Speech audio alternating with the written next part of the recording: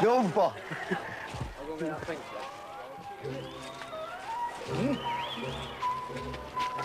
Do you like that?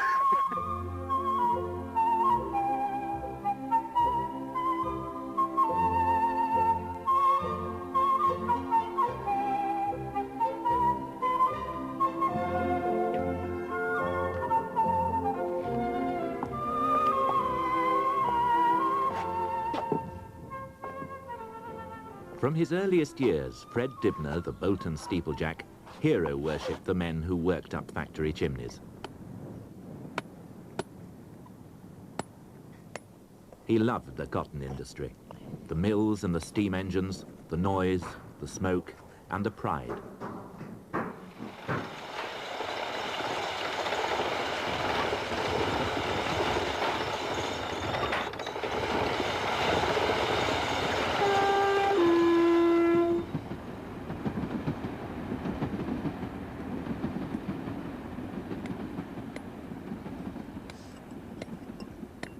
Fred was born too late.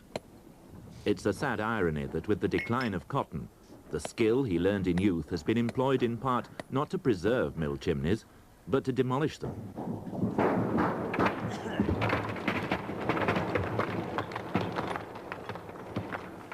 To me, you know, I'd have been a much happier man if it had have all been just like it were, you know, like before the last war. The chimneys, they're going less and less, you know. When I get up now and look around, you know, I get very depressed, you know, and think like, well, there's going to be nothing left for me to do in a bit. Because, you know, they were like blades of grass one time, and, you know, now you can nearly count them on one hand. The ones that are sticking up, nobody really needs them. Monument to the dark ages.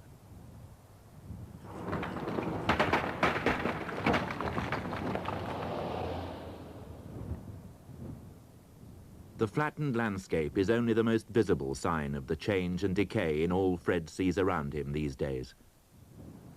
This bugger all turns around in Bolton now, actually. You know, like as far as production of stuff's concerned, the firms that are going are an eighth the size of what they were. Now you look around and they call them industrial units. And the bugger all, I've got more in my back garden than what them men have, you know, the sheds, aren't they?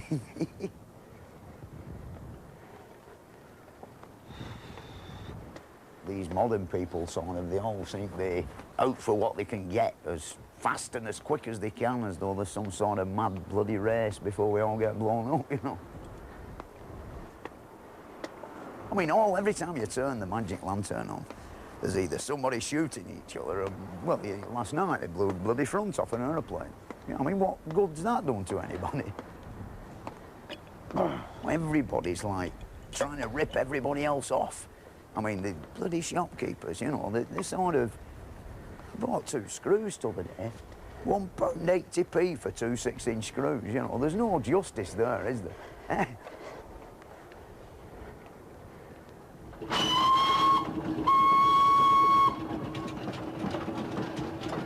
It's amazing now how many people there are who just don't understand steam engines, you know. They're totally ignorant of how they work and everything, and yet they're there in a bloody good job somewhere with a big swanky car. I know, really, everybody don't want to know about bloody steam engines, like. But really, when you think about it, it was the steam engine that made Britain great, you know.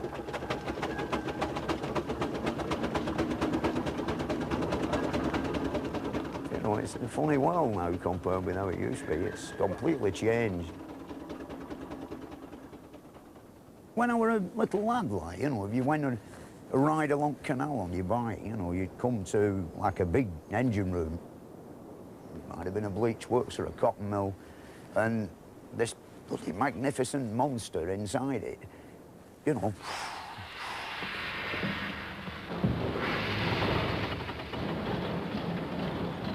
All lights on and everything, you know, and now you go by, you know, and it's, the engine's gone, and the bloody room's empty, and all windows are broke. It's very sad.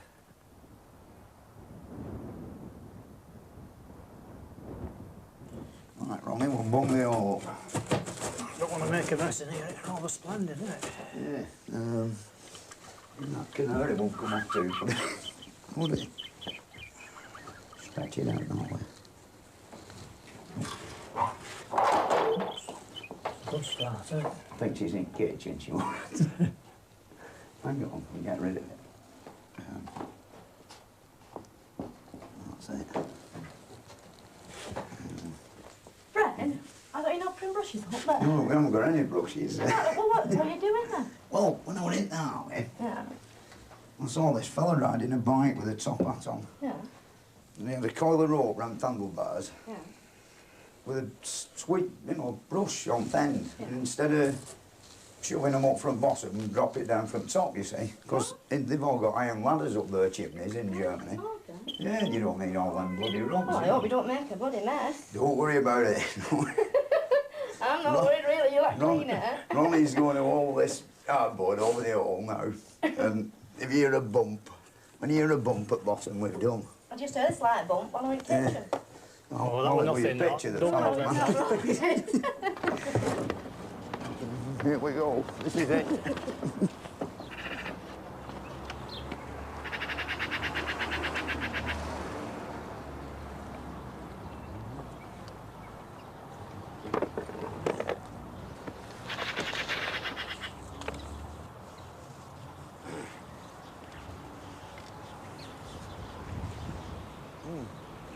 Right. Right, Ronnie? Right.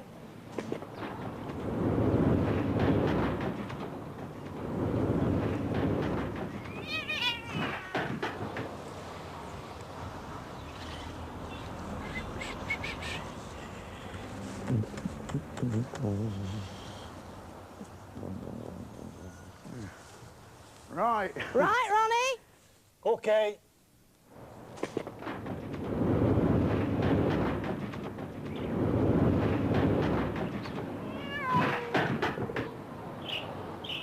Done now. Father will be full of suit.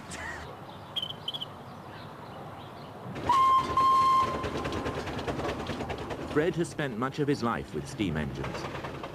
The restoration of this roller from a wreck took 14 years of resolute work, in which he pressed on through domestic upheavals and public outcry. This thing nearly caused me divorce proceedings and much upset.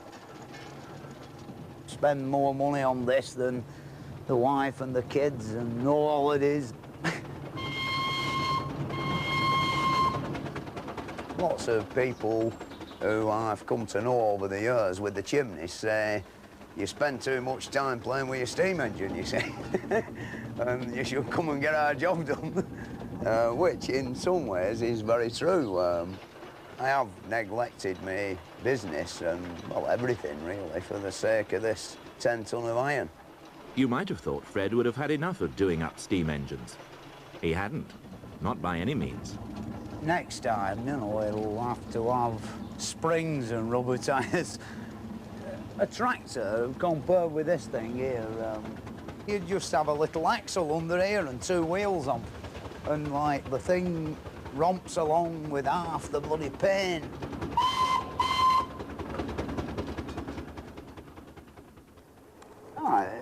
Like 2,000 quid, am I getting any nearer? Yeah, Fred. I was thinking around 2.5 myself. I'll give you 2,003 for it. Well, we're getting rather nearer now, aren't we? We're getting rather nearer. Yeah, I think we could really begin to think around about that sort of figure.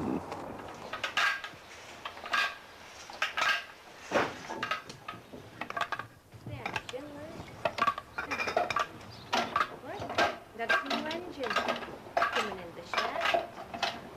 We'll make it on, I suppose.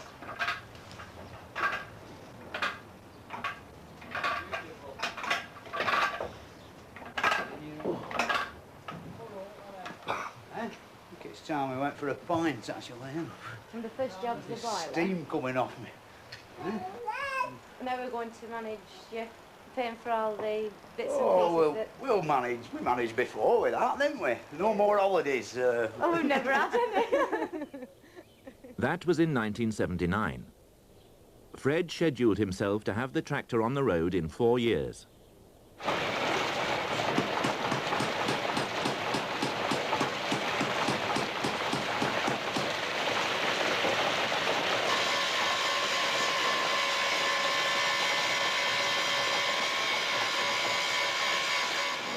you turn that up, to, nice and straight, and then make a 3.5-inch piece up to about there, like, something like that. Yeah. And then weld it on, stick it back in lathe, let Brian do it, we won't get a good job then. Too clever, that, isn't it? Oh, yeah, very technical. No, without a doubt. Right, give it a whirl.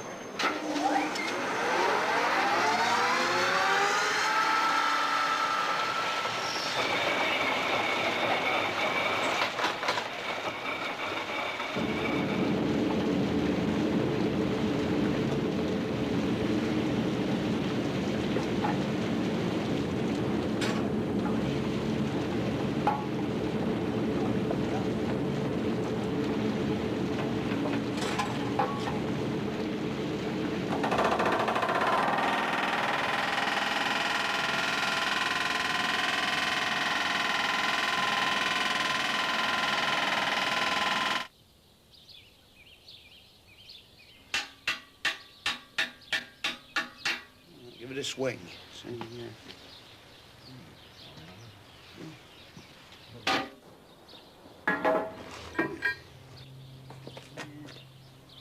I've got this end. Up a bit. Right, it's all right, that one, isn't it? I'm very pleased with that. I think we'll have a brew now. Come on, let's go and sort the wife out.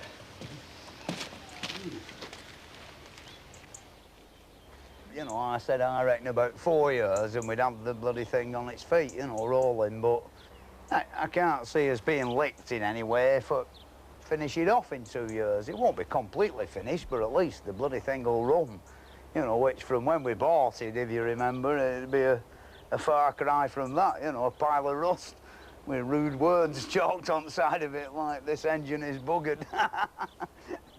Well, it's not so buggered now, is it? It looks, it's coming along like.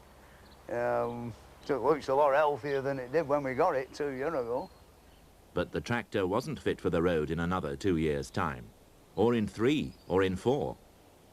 1985. I've not really been stopped.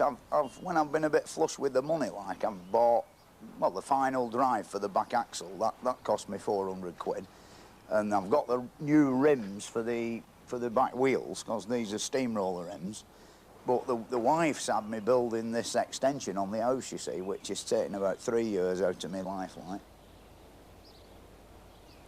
The place is getting a bit overcrowded now, and, like, we'd decided that we'd build a new wing on it, you see. And so the thing is, with it being a listed building, everything's got to look just right. And so you've got to have second-hand bricks. So after many a month of looking round at second-hand bricks and various buildings that were about to have the big hammer, we found these about 10 houses in one row, and 6 of them had never been messed about with. They'd never been pointed or anything. And the bricks were perfect, you see, a perfect match for the existing ones. So we went with 2 Land Rovers, the wife, me, Donald, and father-in-law, and another lad, and we literally took the front out of 6 of them and brought it back here to build the place out of. And then the lad who did the drawings got carried away, you see, with all this fancy stonework, and stone's expensive stuff. And we had another windfall. We met this vicar who said, I've got all these gravestones here, like, you can have them if you'll shift them. And so, there now are the window heads, the mullions, and the window bottoms. The thing is that, I'm a bit worried in case the bloody place will be haunted when it's finished.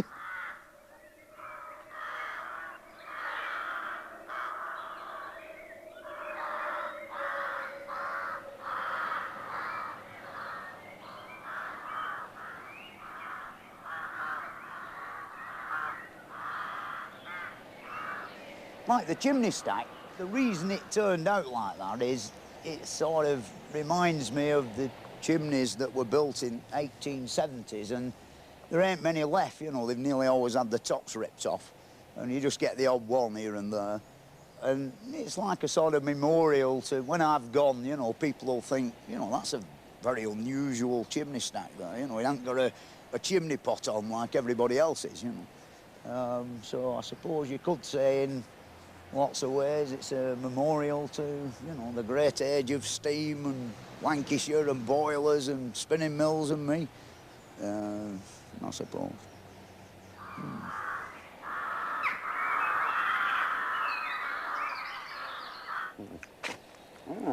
That's it, That's is it.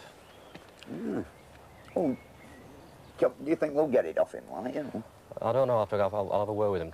I'll probably see him tonight anyway. I'm doing a job for this guy here. Yeah. When I came up last time, I spotted it in the garden. I didn't say anything to him then. Yeah. But that's the one. It's perfect. Yeah, it'll be just right proportions, won't it, for top of gable end? Could do with two of them, really. Well, there's another one somewhere. Yeah.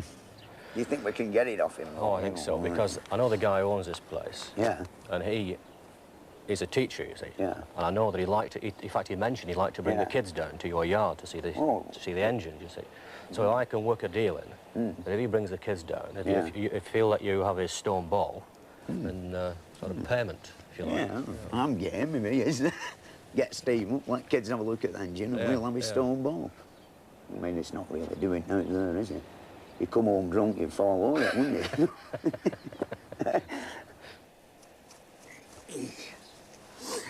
Get the blocks. All right, don't strain yourself. It'll be all right. Right, Ronnie. Oh. It's quite a fearsome thing, isn't it?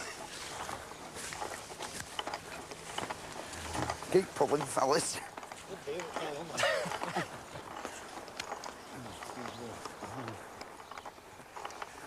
Oh, the branch, it'd be hard luck if the bloody branch broke off the tree now, wouldn't it? Keep going. Keep going. Right. OK. Yeah. This is where the Tarzan act comes in now. There. Oh.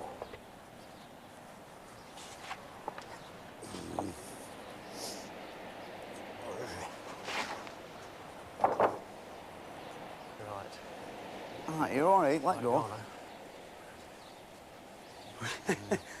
Mustn't go through these gaps.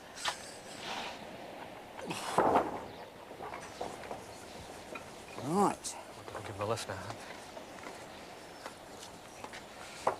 It's safe enough, this scaffold. It's a bit shaky, but it won't collapse. Oh, no, be careful, Billy. Hang on to the pipes, not the plank.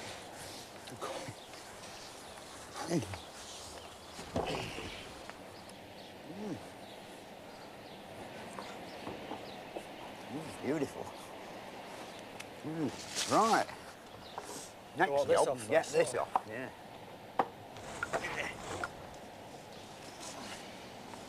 Right. That's it. Yeah, I've got it. No. Then. This is the one. Right then. Yeah. You right, Fred? Yeah.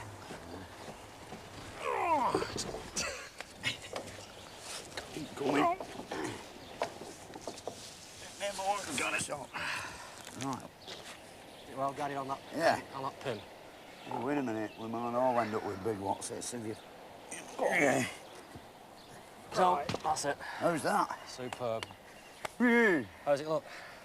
Looks all right from up here. Yeah. It's terrific, isn't it? Yeah, a lot better than the other thing. Let's go downstairs and have a, have Look a at view across at it. the road. Yeah. Don't think it'll blow away so easy, will it?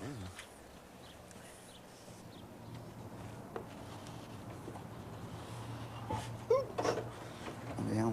The oil can's been upside down again. Yeah, I've just wiped some up. Oh.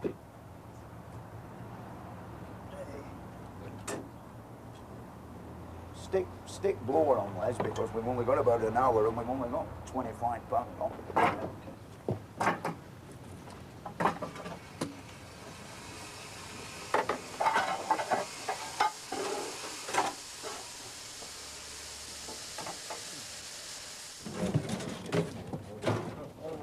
about 140 altogether. Yeah, yeah. Mostly VIPs and customers. Yeah. And they'll start to arrive, what, about 11:30? Yeah. We'll get them in there, give them a drink. Yeah. If it stays like this, we can get them out here, Yeah. taking the drinks, just watching what's happening here. Yeah. And you're having a young lady, aren't you, sat over She'll there? be sat over there, yeah. Are you well intuited?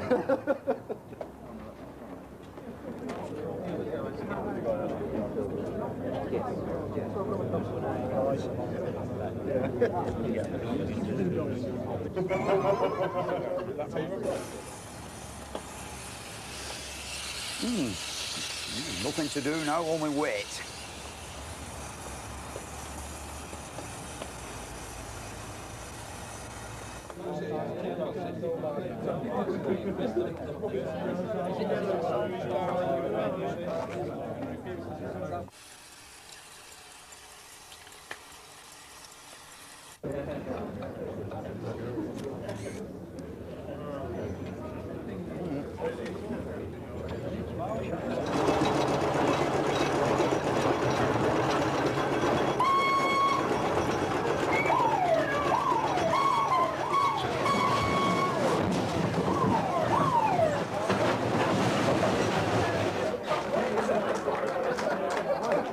Where's the computer?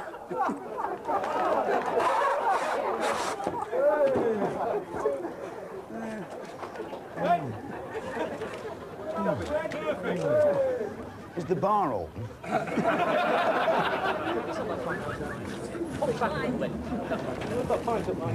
You should have a martini.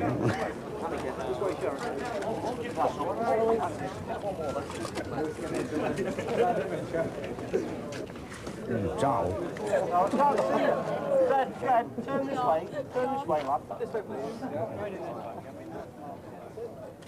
Thank you. Okay, lovely play. Hey, that was brilliant, that. Yeah. Hey? Oh, you liked it? I loved it. Because I'd love to do it one of those. Smash it to bloody pieces. These people get unbelievable ideas, you know, about promoting the products. Like, you phoned them one day and they said, would you like to come to Old Trafford and run over a computer? I said, yeah, well, if you'll pay me. And that's how we ended up here.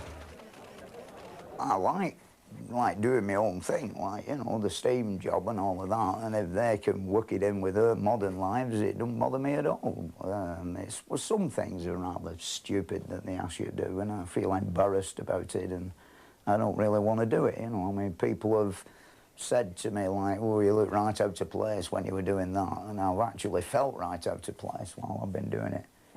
Like bloody glamorous grandmother competition. What the hell do I know about glamorous grandmothers, you know, like, not really my scene.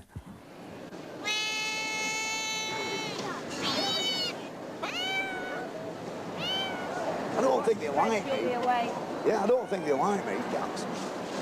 It's stuck in. Okay, let's have you looking nice and happy. The cat's not happy. The cat's not happy.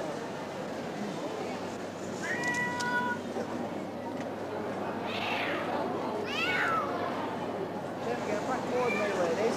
Okay, that's it. Bloody hard work this out. Is it? Yeah. Come here, it is. Just one back towards me. That's it. Okay. It's a shame. So as far as cats are concerned,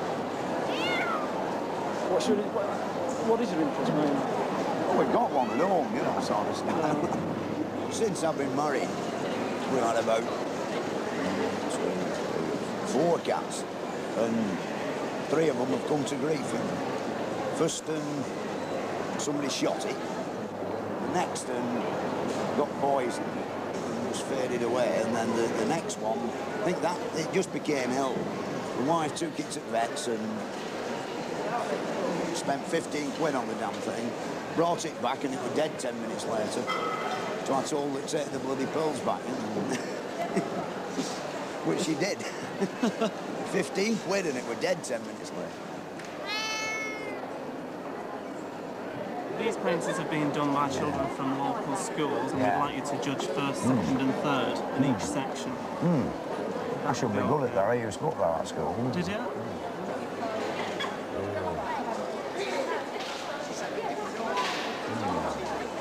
I like that parrot. The budget? Yeah, no, we'll have that one for first prize. Right.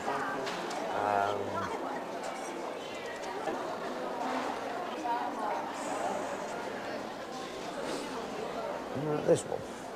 Blair Whittaker. Yeah. That's a nice face, now. Yeah. Cheers, darling. She's beautiful, cat. Nice undercoat. That's all right. Yes, it's all right. You're a lovely boy. Yes, beautiful, smells good too. It's fine. My knowledge of pussycats isn't very great. And the only experience I've had with them is having one wandering about on top of a 160-foot tall factory chimney, you know.